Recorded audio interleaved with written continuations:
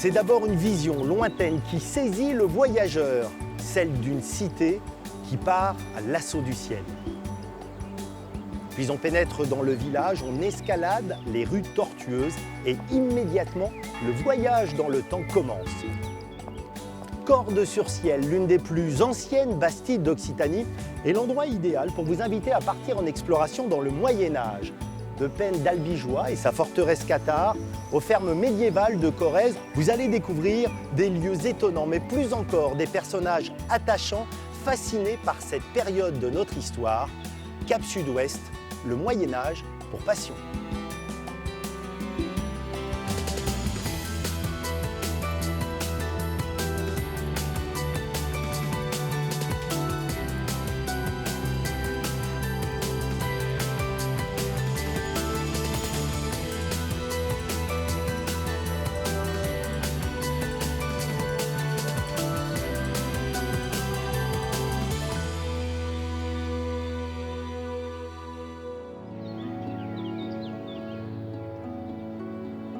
C'est au nord du département du Tarn, un peu à l'écart des itinéraires touristiques, que nous commençons nos escapades médiévales.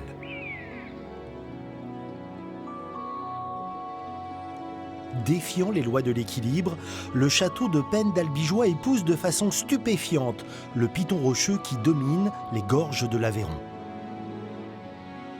La forteresse a connu tous les grands conflits, la croisade sanglante contre les Cathares, la guerre de Cent Ans entre royaumes de France et d'Angleterre, les guerres de religion entre catholiques et protestants. Après 450 ans d'abandon, le château, en piteux état, est en train de renaître. Axel Letellier, qui a racheté le site en 2006, s'est lancé un défi, sauver un lieu et une histoire tombés dans l'oubli. Il faut faire un voyage jusqu'au Moyen-Âge pour comprendre l'importance stratégique qu'avait cet endroit à cette époque-là. Les seigneurs de Penne sont des seigneurs qui existent depuis le Xe siècle environ. Et leur importance apparaît avec la première croisade en Terre Sainte. Et on se rend compte très rapidement que la localité de Penne, en fait, est à mi-chemin entre Toulouse et Cahors, qui sont deux cités médiévales importantes. Et ce qui permet en fait, de contrôler une bonne partie, on va dire, de la région et puis de la zone un peu qui peut paraître perdue. Mais on se rend compte en fait, au XIIIe siècle que les seigneurs de Penne participent à la fondation de la ville de Montauban. Ça montre un peu toute l'importance du site et des seigneurs. Cette puissance et cette importance, ça se traduit dans ce bâtiment, dans ce château. À partir de 1271, quand il fait partie du royaume de France, le roi de France il met beaucoup d'argent et beaucoup d'énergie pour y créer ce qu'on appelle une forteresse monumentale afin de pouvoir impressionner tous les gens qui vivent autour. Après l'abandon du château au XVIe siècle, la nature avait petit à petit grignoté complètement cette citadelle du vertige. Mais elle reste un témoignage très rare de l'art de fortifier au Moyen-Âge. Tout le principe de défense, c'est de se dire, bon, il y a des endroits inaccessibles, c'est le cas côté Aveyron, on a 150 mètres d'à-pic, donc imprenable, et c'est de voir comment on peut arriver à faire en sorte qu'il n'y ait qu'un seul passage pour pouvoir venir. Ça permet de fermer la porte et de se dire, on n'a qu'un endroit à protéger. Et ici, on est dans le sas, ce qu'on appelle un assommoir. Il n'en existe plus que 3 en France. C'est un espace réduit, j'appelle ça un piège à souris, qui a une porte derrière, une porte devant. Vous vous approchez, vous arrivez, vous frappez. Vous n'avez pas une belle tête, hein, franchement. Dans ces cas-là, la herse descend. Et depuis là-haut, en fait, on vous dit bonjour. À savoir, en partie centrale, un trou par lequel on va pouvoir jeter des cailloux et donc l'assommer, ou par les fenêtres latérales, pouvoir lui tirer à l'arbalète afin de pouvoir l'oxyre, comme on dit à l'époque, quoi qu'il arrive. Donc on utilise de la pierre, c'est tout simple, on la jette, on tue la personne qui est en dessous. Une fois que la personne est morte, on va ramasser le caillou et on jette le corps. Et on recommence. Réutilisable, c'est ça? Exactement, développement durable. Pour le prochain assaillant.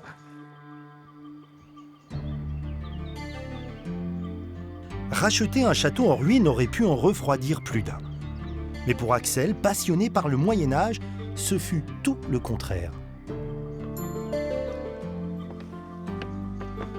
Ici, quand on est arrivé, en fait, qu'on a racheté le château en 2006, il y avait environ 1,50 m de gravats. Et c'est ça qui est intéressant au château. Donc on s'est attaqué à déblayer pour se rendre compte et rendre accessible la zone.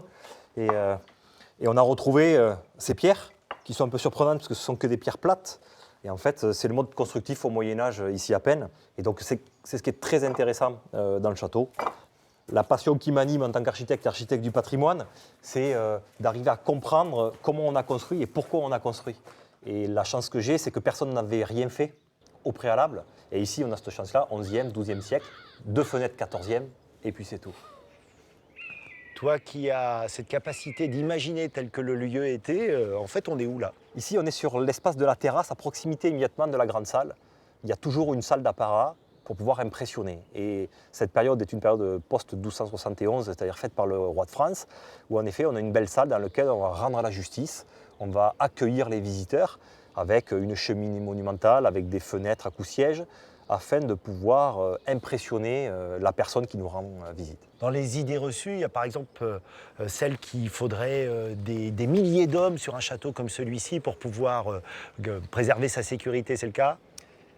À Peine, on estime que la quantité d'hommes nécessaires à défendre le château, c'est une douzaine de personnes. Pas plus? Non, une garnison, c'est une douzaine de personnes, pour des raisons assez simples. C'est-à-dire que vous pouvez être 500 dehors et 12 dedans, mais à chaque fois que vous tirez à l'arc depuis une meurtrière, tu fais mouche. Et donc tu tues une personne dehors, alors que de dehors, tu ne sais pas combien il y a de personnes à l'intérieur. Donc il y a quand même le stress de l'approche de se dire par où je vais être attaqué. Et c'est vrai que c'est un élément défensif essentiel.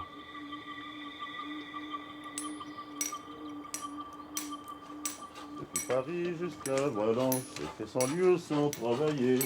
Comme tous les passionnés du Moyen-Âge, Axel aime partir à l'assaut des idées reçues sur cette période. Alors lorsqu'il a décidé de lancer le chantier de restauration, il a souhaité qu'une grande partie soit réalisée avec les techniques de l'époque. En rejoignant Pascal Varingot, maître maçon spécialiste des monuments historiques, nous faisons sans le savoir un bond de plusieurs centaines d'années en arrière. Vêtu de blanc. Salut Pascal. Vous m'entendez? Eh, salut Eric. En plein boulot là. Eh oui, c'est du brelage. Explique-moi les particularités de cet échafaudage. Que du bois? Que du bois et des cordes que font nos cordières, cordes en chanvre. C'est aussi solide qu'un échafaudage métallique comme on peut l'utiliser aujourd'hui? Je ne veux pas dire même plus, mais autant on a une stabilité, on a une inertie avec ces plateaux. Et puis c'est pris dans les murs, donc il y a une cohésion avec la maçonnerie, c'est vraiment très très très solide. Bon, on va voir plus haut. Allez. Sur un chantier au Moyen-Âge, un échafaudage, il pouvait monter jusqu'à quelle hauteur? Il faut se figurer les belles cathédrales avec les flèches, les clochers d'église et de cathédrale. On va à plus de 100 mètres de haut. Toujours en bois. Toujours en bois. Alors comment on les installe? Parce que là, par exemple, vous avez un problème, c'est qu'il y a du vide en dessous. Ah oui, alors on est au Moyen-Âge, nous sommes échafaudeurs voltigeurs. Donc on a installé une corde à 2 et en bas on a un cordiste. Et d'ailleurs là au début, c'est bien les problèmes qu'on a eus, on a dû s'accrocher pour aller mettre les premiers bois d'échafaudage. C'est l'ancêtre des travaux acrobatiques. Qu'est-ce qu'il est en train de faire là, le cordiste? Notre ami Ludo, en dessous, démonte l'échafaudage qu'on réemploie pour travailler au-dessus. Parce qu'on est dans une situation de réemploi pour économiser le bois comme il le faisait au Moyen-Âge. C'est incroyable à le voir là, suspendu dans le vide.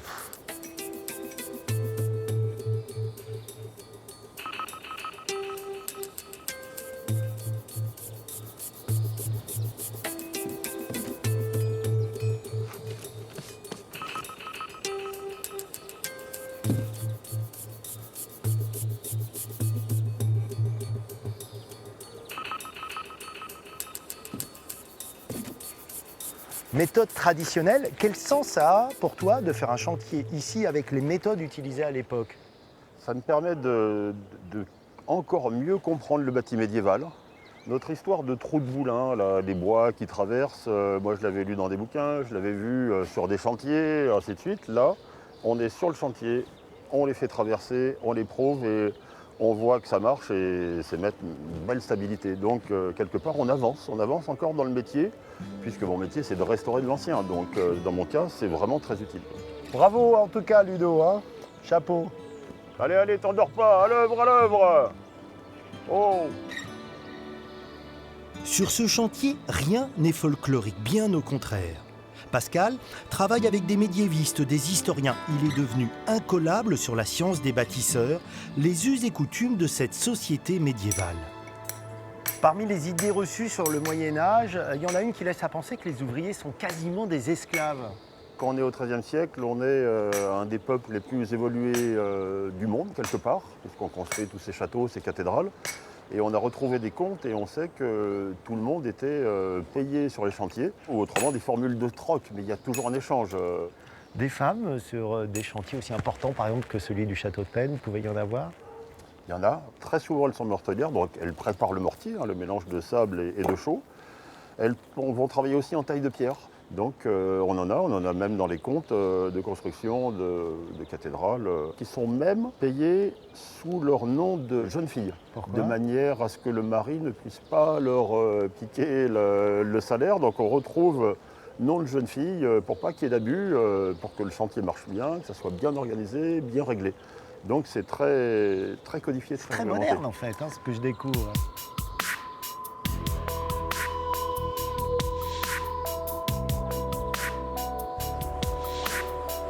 Souvent, les vocations naissent dans l'enfance. C'est dans les ruelles du village de Penn, au pied du château, que nous retrouvons Axel. Diplômé de la prestigieuse école de Chaillot, il dirige aujourd'hui un cabinet d'architecture à Toulouse. Une vocation qui a pris racine sur ses pavés. Tu avais quel âge quand tu as emprunté ces ruelles qui mènent au château et que tu as découvert pour la première fois cet endroit? En fait, j'ai découvert Penn à l'âge de 11 ans, pour la première fois, puisque familialement on habitait Montauban, juste à côté. Et c'est vrai que Penn, pour les Tarnais-Garonnais et les Tarnais, c'est un lieu de découverte assez intéressant. Enfin, on voit la beauté du site. Et j'ai eu la chance de venir pour voir ce qu'on appelait un son et lumière à l'époque. Et les connaissances de mes parents ont amené à ce qu'on fasse un pique-nique avant le son et lumière au château. Et je suis tombé amoureux. Mais quand tu dis que tu tombes amoureux du château, tu ne dis pas quand même je voudrais un jour l'acheter, qu'il soit à moi. Bien au contraire. Si, quand je suis venu au château de Penn, je m'étais toujours beaucoup baladé en France dans des week-ends divers et variés. Et quand j'ai découvert le château de Penn, j'ai dit il faut l'acheter. J'ai essayé d'acheter le château de Penn quand j'étais gamin, 14-15 ans. Ça n'a pas marché. Attends, excuse-moi, 14 ans, tu vas acheter le château de Penn, ça veut dire quoi? Tu gardes tes économies, c'est ça? Ouais, oui, c'est ça. Je vais voir le propriétaire et je lui fais une proposition d'achat avec les quelques économies que j'avais, à savoir pas grand-chose. Mais un château vaut rien. Un château, c'est la valeur qu'on veut bien y mettre et l'engagement qu'on y met à l'intérieur. Et je considère que le château de Penn, c'est ça, c'est le rendre en meilleur état que je ne l'ai reçu au démarrage. Finalement, tu as quel âge quand tu achètes le château et tes premières réactions quand tu signes, c'est quoi? J'achète le château à mes 30 ans. J'ai un client pour qui je travaille et qui a aussi un château et qui m'a dit quelque chose d'intéressant comme ça une fois. Il m'a dit, tu sais Axel, dans un château, il y a 2 instants de bonheur essentiels. Le jour où tu l'achètes et le jour où tu le vends. Ce que je comprends en t'écoutant, c'est que c'est bien d'avoir des rêves d'enfant, que ce soit de devenir astronaute ou d'acheter un château. Et je pense que c'est la meilleure façon de réussir sa vie. C'est ça, c'est de faire la folie auquel on pensait qu'on était tout petit. Ça se voit, hein, t'es heureux quand t'en parles quand même. Oui, je suis heureux parce qu'en effet, on m'a souvent dit ne fais pas ce genre de bêtises, ça n'a pas d'intérêt, quelle utilité ça a? Quelle utilité ça a? C'est que tous les soirs quand je me couche ou tous les matins quand je me lève, je suis heureux de le faire. Et si je suis heureux de le faire, c'est parce que j'ai la chance d'avoir un métier qui me plaît, mais aussi d'avoir comme ça une folie ou une passion qui est dévorante et qui donc te happe à aller de l'avant, tout simplement. Pour certains, le Moyen-Âge est une telle passion qu'ils sont prêts à toutes les folies. Autre illustration en Corrèze avec l'incroyable histoire de Pierre Gire. Nous voici en Xaintrie, plus précisément aux fermes médiévales à côté de Saint-Julien-au-Bois. Ici, pas de château, mais un hameau qui permet de comprendre comment vivait l'immense majorité du peuple médiéval, les paysans.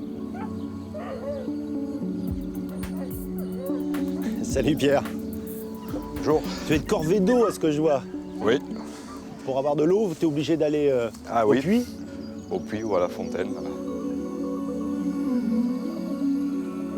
Avec ses chaumières, toutes meublées, ses granges, ses animaux, ses cultures bordées de murets en pierre sèche, le village semble avoir traversé les siècles.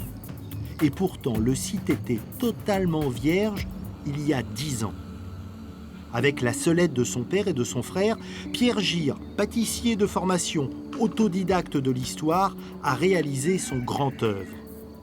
Et cette reconstitution n'est pas le fruit de son imagination. Elle s'appuie sur des recherches, des rencontres, de l'archéologie de terrain. Toiture de chaume, moi, ça me fait toujours rêver.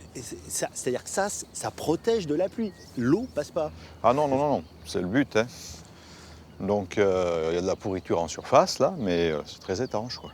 Et de temps en temps, on répare, c'est vite fait, hein, quelques poignées de paille, on renfile aux endroits où on a quelques creux comme ici, et puis c'est reparti pour quelques années, quoi. Alors, comment vous avez su comment fabriquer, comment réparer une toiture de chaume? Ben, on a appris surtout sur le tas ou sur le toit. Est-ce que vous avez fait des concessions à la modernité ou la volonté d'authenticité? Là, par exemple, à cette porte, il y a quoi? Il y a des clous, il y a des choses pour que ça tienne? Mais le métal étant très coûteux à l'époque, normalement, gonds, pentures, c'est en bois, quoi. On se débrouillait. Hein. Moins on utilisait de fer, mieux c'était. Alors, au moment où vous avez fait la construction, quand même, quoi, on prend une petite perceuse à un moment, quelque chose? Nous, on a quasiment tout percé ici à la tarière. Comme c'est des sections un peu grosses, avec la perceuse, dans du bon chêne, vous tournez autour, quoi. C'est-à-dire que même les outils que vous avez utilisés étaient les outils d'époque? Oui, oui, oui, l'herminette, tarière, hache, oui, oui, oui. À part la tronçonneuse de temps en temps pour débiter les gros arbres, mais sinon le reste, c'est tout travaillé avec des outils main. Et là, on arrive, c'est quoi, votre dernière création? Oh, oui, oui, oui. Ben, c'est la chapelle du village, hein. Chapelle romane. Allez, on rentre.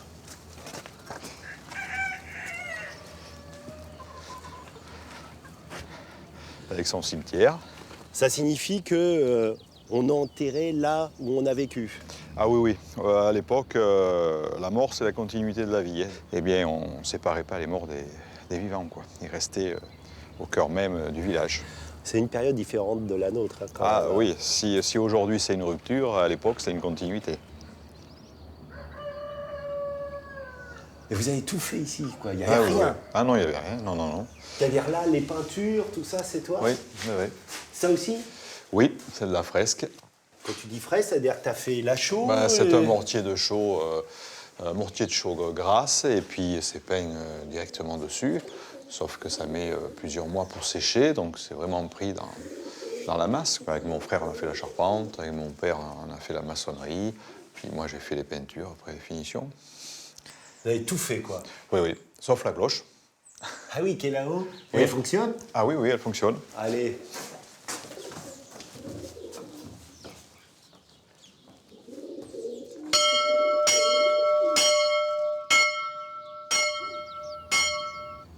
Pierre, vous poussez le vie jusqu'à vivre ici, si j'ai bien compris.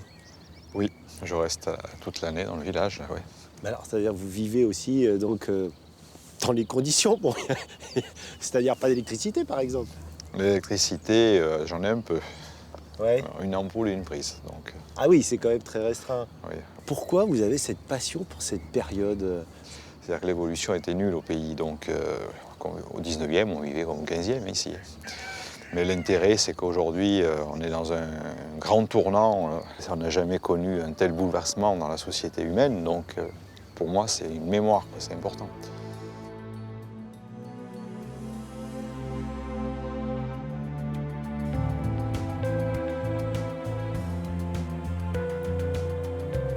Retour dans le Tarn, au pied du village de Cordes-sur-Ciel. C'est dans ces ateliers que Pascal Varingot prépare les chantiers, fait ses recherches. Ce compagnon du Tour de France, qui a commencé son apprentissage à l'âge de 14 ans, est aujourd'hui l'un des restaurateurs de monuments historiques les plus réputés en Europe. Pour que le geste traverse le temps, Pascal a créé l'Association des bâtisseurs médiévaux, où des artisans professionnels côtoient des amateurs éclairés. Son credo, l'expérimentation.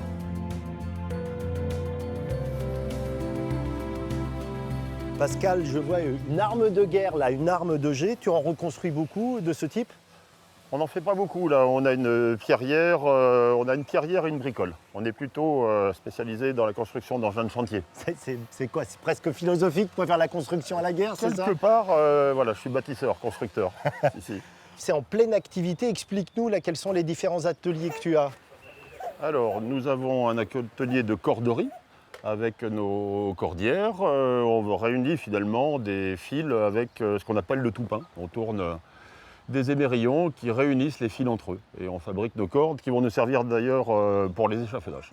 Allez, on tourne et on entame une torsion qui amène une tension sur chaque fil. Ils se tricotent finalement entre eux et d'un côté, on a la force qui est entraînée par ces trous-là et de l'autre côté, on a l'autre cordière qui va suivre la torsion des fils avec le tout-pain. Eh, quand même, belle réussite, hein. La corde, elle est faite. On quoi. a donc Bravo. un beau chablot, un limousin ou un chablot en chanvre.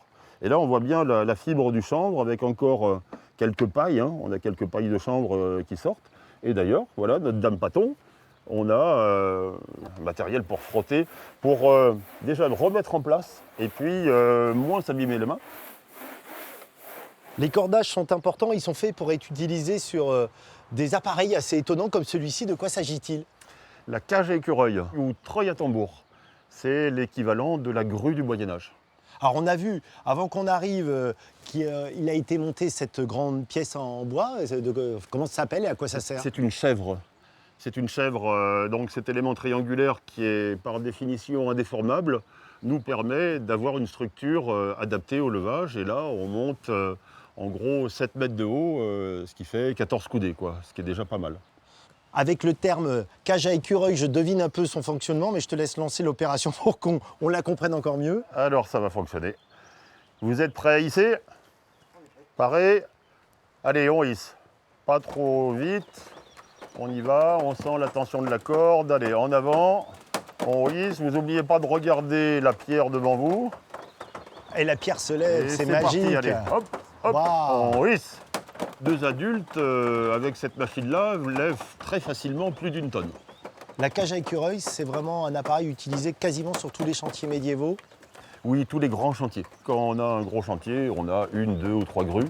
Sur les cathédrales, il y avait 3, 4, 5 cages écureuils, des treuils, beaucoup de mécanique en bois et en fer à l'époque déjà. Hop. Bon, bah écoute, formidable, ça me donne envie d'essayer, moi. Ah, mais bonne idée. Ça fait un peu manège forain, à part que là, au moins, ça a une utilité. Tout à fait.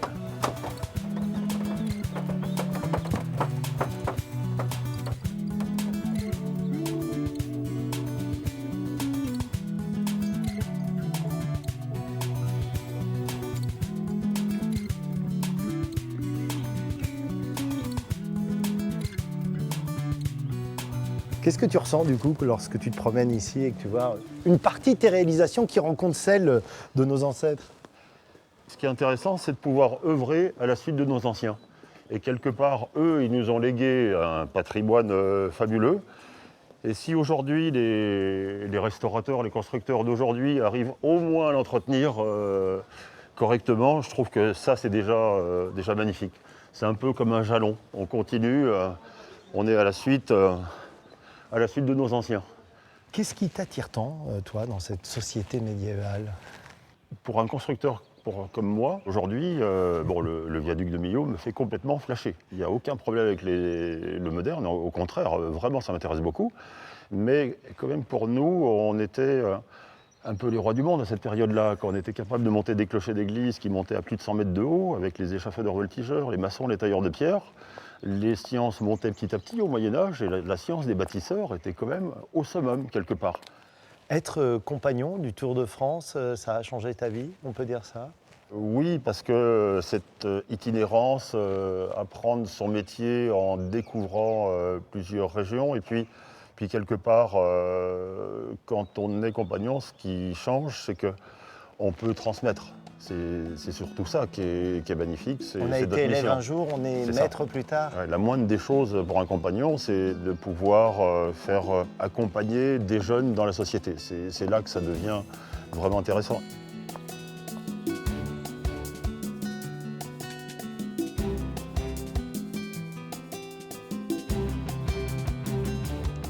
Lorsque l'on évoque le Moyen-Âge, on a tendance à se focaliser sur les traces les plus visibles, les châteaux forts, les cathédrales. Mais on ne soupçonne pas tous les apports que l'on doit à cette période.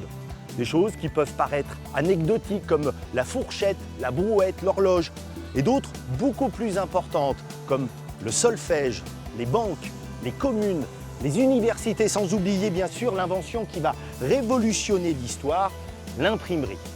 Finalement, cette période est victime des historiens de la Renaissance. En nommant les 1000 ans qui les ont précédés Moyen-Âge, ils voulaient marquer une rupture pour donner de l'importance à leur propre époque.